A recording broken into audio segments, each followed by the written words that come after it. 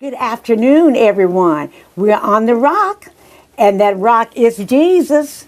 And we are so excited. We're missing Bishop Underwood. He's always here with us, but he's not well. But we are trusting in God, and we know he's able to heal. He is a healer, and we are dependent on that. We are dependent on that. First of all, I'm Reverend Dr. Underwood, and we have our wonderful guest, Commander Ronnie Turner-Winston. She's no stranger, but we're going to talk to her about her and give you so much information that you are going to be overwhelmed, and we love it. First of all, though, we're going to go to the Word of God, and we're coming from the King James Version, and I'm going to read St. Matthew's, the 16th chapter, beginning at verse 13. When Jesus came into the coast of Caesarea Philippi, he asked his disciples, saying, "Whom do men say that I, the Son of Man, am?" And they said, "Some say that thou art John the Baptist, some Elijah, others Jeremiah, or one of the prophets." He said unto them, "But whom say ye that I am?" And Simon Peter answered and said, "Thou art the Christ, the Son of the living God." And Jesus answered and said unto him, "Blessed art thou, Simon Barjona, for flesh and blood hath not revealed it unto thee, but my Father which is in heaven.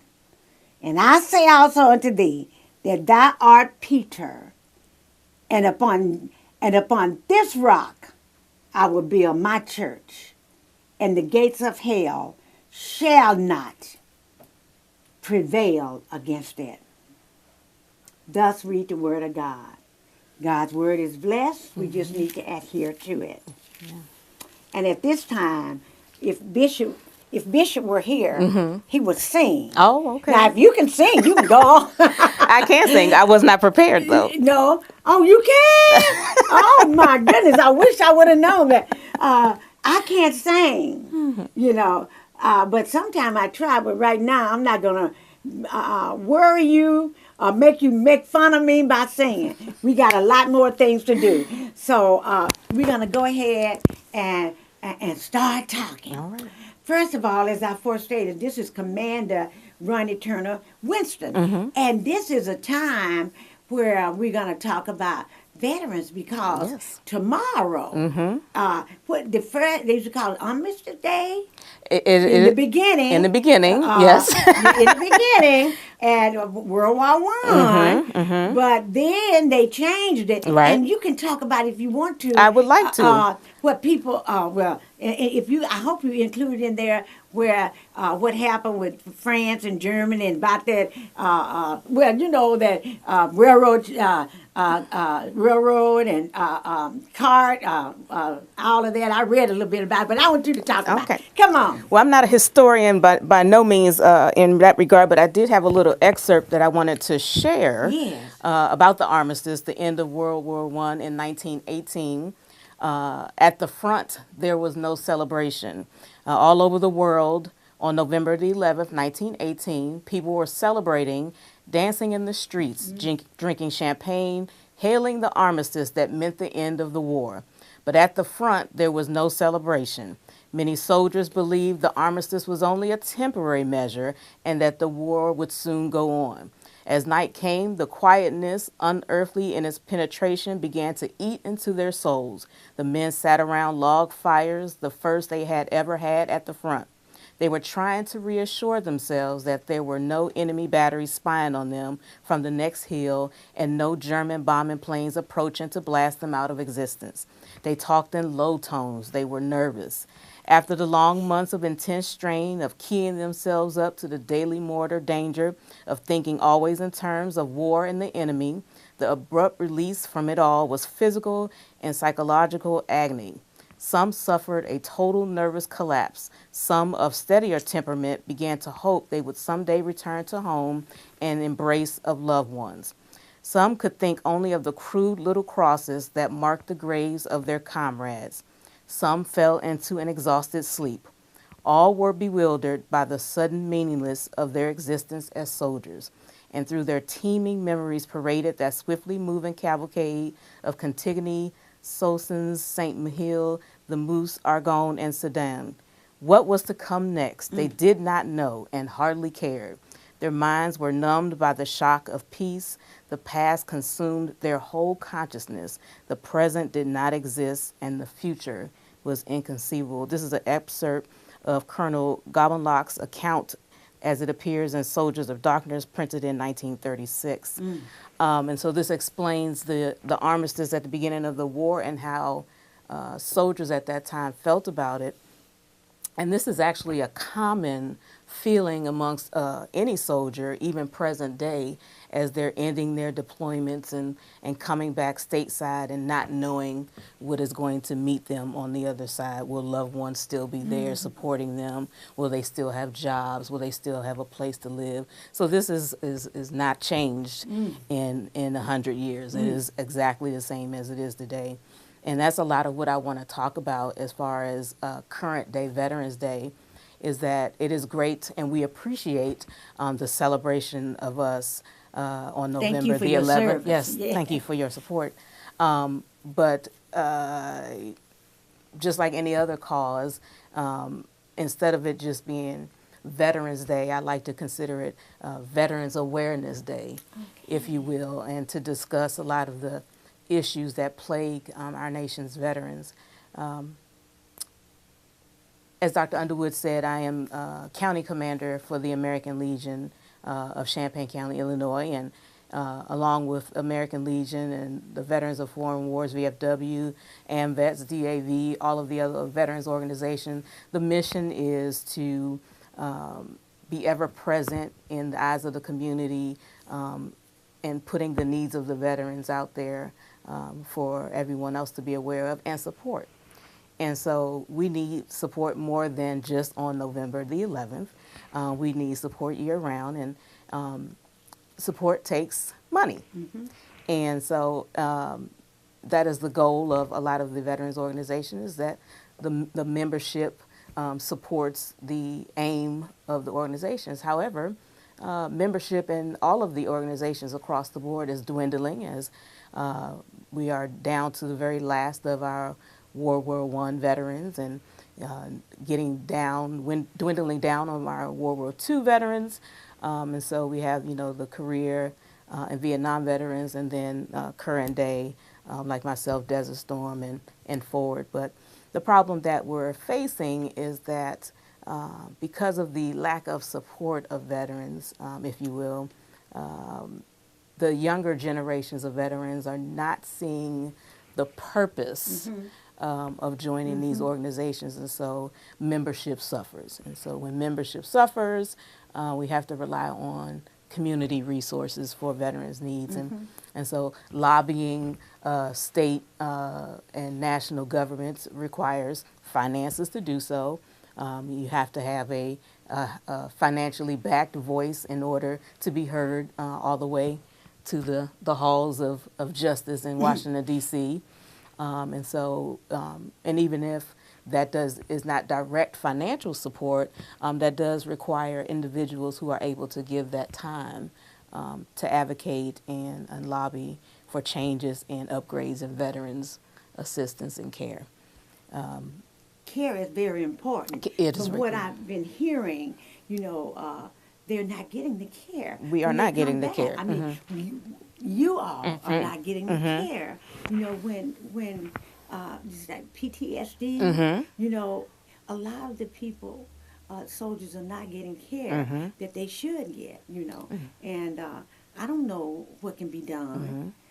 But you might have some ideas. I can tell you what can be done. Okay. We need public support. We need community support. In this area, I can speak on in great detail. We have one veterans hospital, as everyone knows, in Danville, that supports the veteran community for all of southern Illinois. It's not enough. I, as a working veteran, still in the workforce and still able-bodied, declined to use my VA benefits just so that I'm not taxing the system from those who really need it. But eventually I too will need the services of the VA, and hope that it is still an option for me when I'm at that point in my lifespan. But again, the resources are dwindling. The VA heavily relies on volunteerism and support.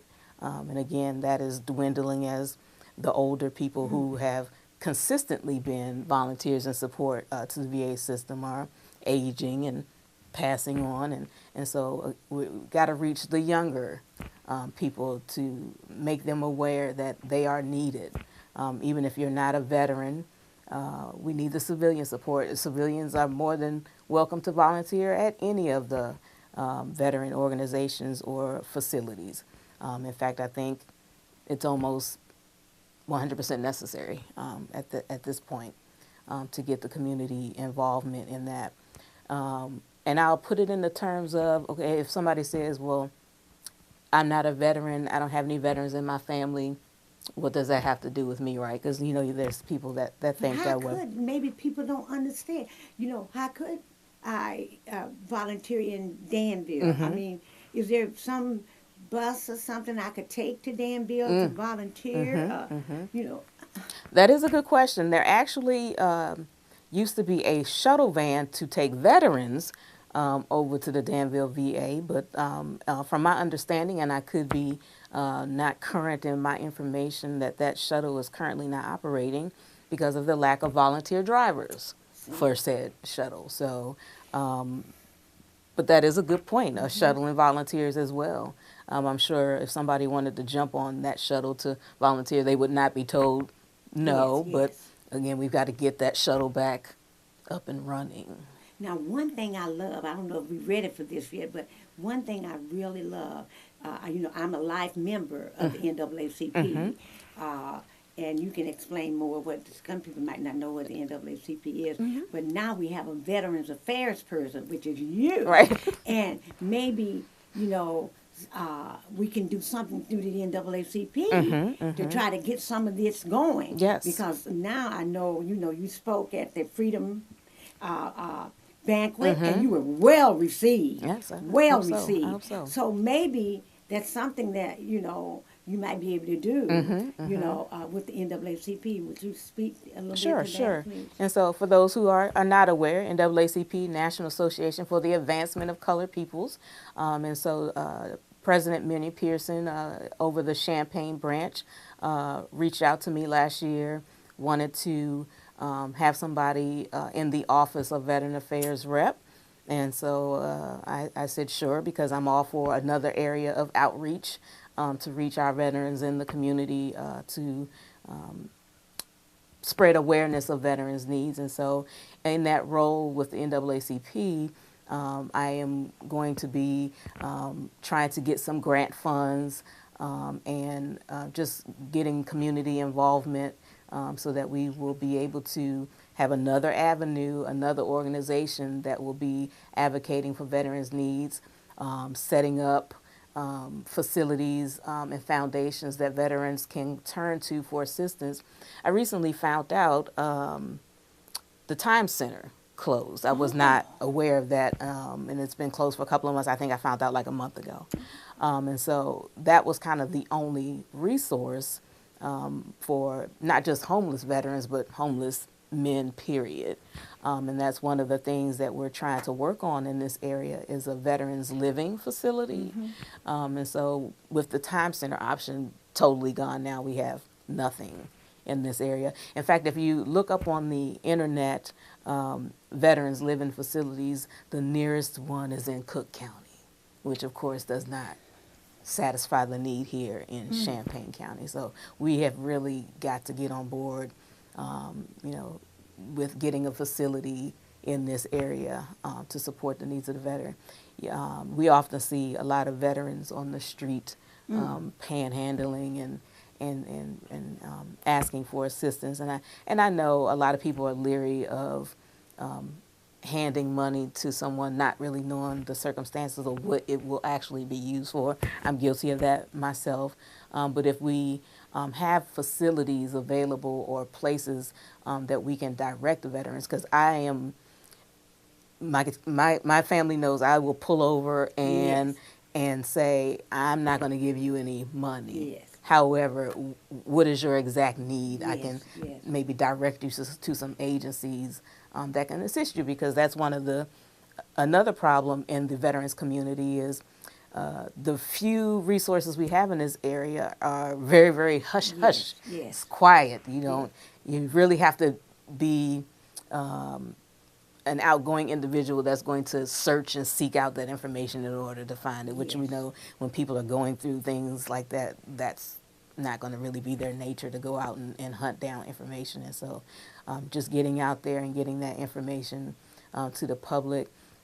If others are involved in these organizations, they too can be a bridge for these individuals to get them to the places they need to be. But again, we've got to build up the resources in this county.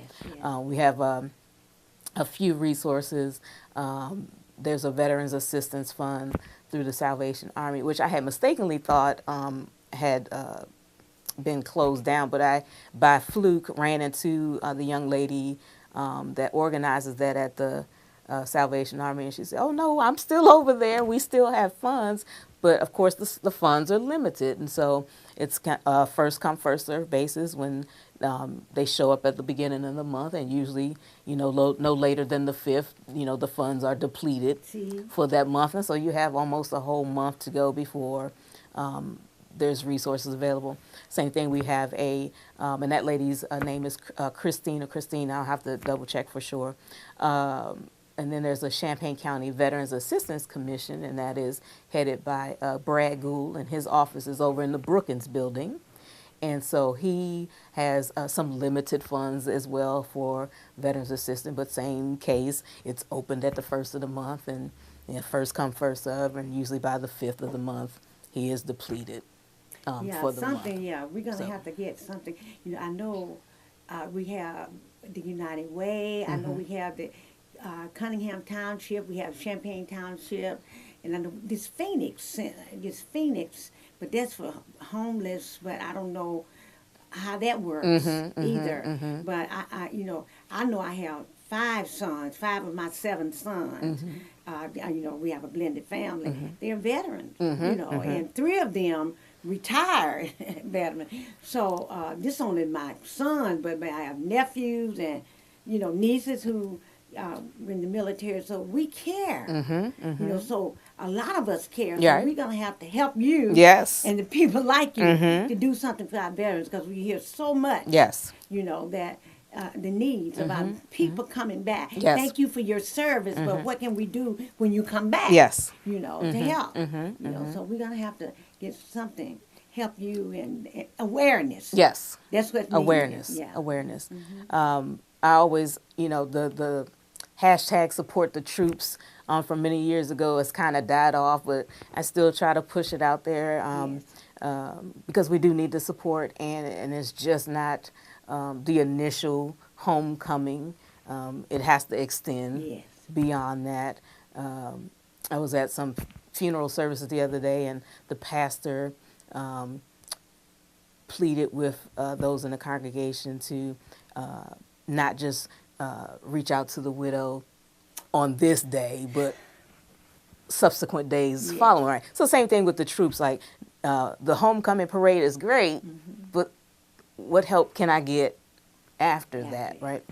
And so, and as I said at the Freedom Banquet, I was one of the fortunate ones, and I had a strong family base and previous education, and was able to kind of go right back, into life. And then once I separated from the military, make an easy transition into civilian life. But that is not the case for a large percentage of our veterans. Like that was reading in the excerpt there, once you're in wartime, and these current military people today, my hat goes off to them, because they're doing multiple deployments, you know, going over, coming back, going over, coming back. I did my one little deployment, and that was it. And so I can't even imagine, you know, what that's like. And then the mentality that comes with that unstableness, that where you're getting more at ease with being in a wartime situation than coming home to your friends and family. And it doesn't help when there's no resources. And so years ago, when individuals would separate from the military, there'd be a list, and that would be shared amongst different veterans organizations and organizations that had veterans resources, and they would reach out to you and welcome home. This is what we can do for you, or join this organization. These are the benefits of that. But now we have so many privacy laws, right? Yes. So now we can't share that information or disseminate that information out to these organizations, and so then how are the veterans supposed to find out what's available in their area, right? And so that's where folks like myself come in, you know, boots on the ground out in the community, sharing this information, talking up what's available in the community, appealing to the individuals that have finances to be able to help to do so. So we just got to, I don't know the answer, but I know that in the next 10 minutes, maybe we can we can solve all the world's problems. Yeah, get some help. Maybe I was saying some scriptures. You know, it's better. It's getting better for all people now. I was just sharing while we were waiting with, you know, World War II. You know, a lot of the African American soldiers, even like my dad, you know, the hard time, you know, that they had when they came home. You know, they had fought for their country, and when they came home, how they were treated. You know, and that's why I went to France. I think it was 2014 when they had the a celebration when the American soldiers had freed the French people from the Germans all those years ago. I think it was 50 years, or I can't remember how many years now. But we were going to France for something else. We are members of Urbana. It has sister cities. The city in I think the first city was in Africa. The second city was in China, and this was the third one in France. And this was the same year we were going to go sign the contract as a sister city with Thionville, France, and a group of us. The mayor of the city, Laura Persing was the mayor then, and other leaders, including one gentleman. He had been superintendent of schools before we had been in World War II, and he was going to be one of the recipients of this great award. And I can't think of it now, the name of it, because I didn't plan to tell the story. And anyway, we all went over, and maybe a delegation of maybe 10 or 12 of us. And one reason, I was a community leader, and I had been on the Board of Education in Urbana, first African-American elected, so on and so forth. But I really wanted to go. We had to pay our own way and all, but I just wanted to go because of what happened to my dad, who passed. And he always would talk about how wonderful the French people were to the, you know, African-American soldiers. And I just wanted to go and receive some of the love, you know, and the hugs from the people who were so great to my daddy, you know, because when he came home, he was so, he was so depressed. And my uncles, you know, because they had been in World War II, and you know, history will tell you what happened to the black soldiers, the black men in the military. And so, so I just wanted to go over there, you know, and it was a wonderful experience, and there was a lot of a number of African Americans from different places in the United States where I got an opportunity. I think two of them were in wheelchairs, you know, and I got an opportunity to hug them, you know, and they told me of different experiences they had, which was similar Yep. to the ones that my dad had, but they were going to receive that those wonderful awards, you know, those it didn't have to be my dad, but it felt like, you know, and akin to me for an African American soldier to receive one of those great awards. So it's just to think about it now, you know, I just feel warm inside, you Yes. know, and it was really great. Of course, too, the gentleman that was to receive the award from here was the superintendent of schools in Urbana when I was on the Board of Education, so I felt very good about that. Additionally, one of the gentlemen who was supposed to get one of the awards, his daughter was a very good friend of one of my friends, so they sent some information here for me to take over there, you know, like videos and all that. And so I was able to take a lot of things, like the soldiers that trained at Chanute, the African American soldiers, you know, there was some material that was taken over there too. So it was a great experience, and I can't think of the highest award, one of the highest awards I can think in the military was given to these American soldiers, and they had a big program. A big program going on, and it was the night before the great big program, and we were there, and our friend from here was to get his award, and we were sitting next to each other, and he had a heart attack and fell over my lap. But you know, he was brought back, you know, and everything. We had all this going on, and we were praying and everything, and it was really was praying and everything, and so they had a chaplain in French, and she was speaking French, and then an American person and myself, we was praying. So, and it was brought a closeness into the whole big hall, you know, and everybody, you know, and everything worked out, and that the people were taken to the hospital, the person was taken to the hospital, and everything. And then the next day was the big parade and the people getting an award and all that. And so people had remembered me as one of the people. So they wanted me up in front, you know. And so I said, oh, not me, the mayor and everything. They said, no, but you too. So it was so exciting for me to be up there with the all the generals and everything. And so I said, oh, my. And so they have pictures and everything. So that was my military experience. Yes.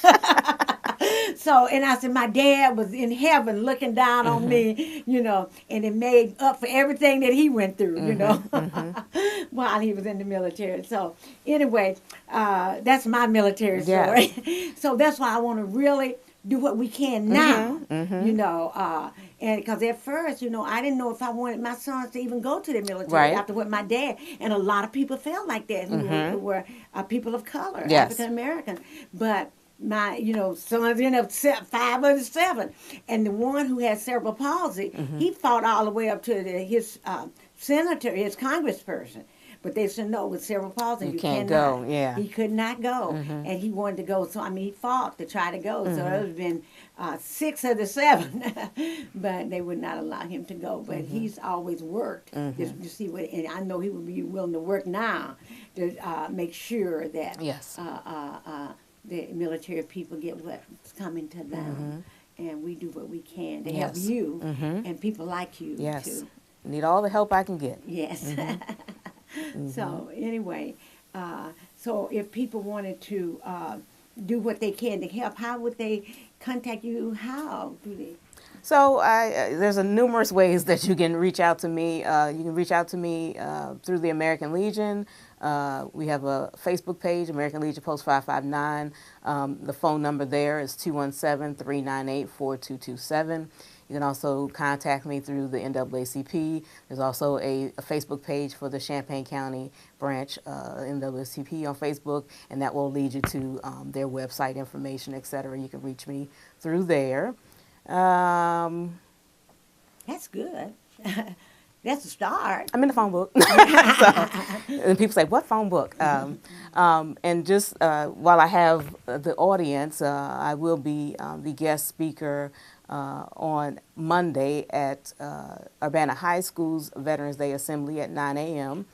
And then rushing quickly over to Parkland College, where I'll be the guest speaker for their Veterans Day events at 11 a.m. Oh, So repeat that, yes. Yes. So Monday is the national commemoration of Veterans Day, since it falls on a Sunday this year. And so 9 a.m. at Urbana High School will be their Veterans Day event, and then 11 a.m. at Parkland College. Yes, Lord. I don't know if it'll be, but we're on Facebook Live. Yes, we're on Facebook Live. Yes, so yes. Parents, come, yes, please the come. parents need to be both there. Both are open to the Yes, public, and we certainly invite everybody to come to any of the veterans events that are going on this weekend. And if you go on the News Gazette community page, quite a few of them are listed there. Well, thank you so much, Commander, for being on here with us. Certainly. We really need awareness. And I know the veterans need help, because I always do what I can to try. The warriors, I think, I can't remember how you say it, but when I see that, and what I always want to give, and it's always good to give, you know, and sometimes people say, oh, this happened. No, you give out of your heart, and God will work it all out to His glory. He will. Because I know there's a need. I know there's a need. I know there's a need. So we thank you for coming. Thank you for having me. We don't have too many. I know it's about time for us to give it up and say thank you for listening, and we love you. But God loves you best, and give to our veterans, because they've given to us the ultimate sacrifice. Love you. See you next week.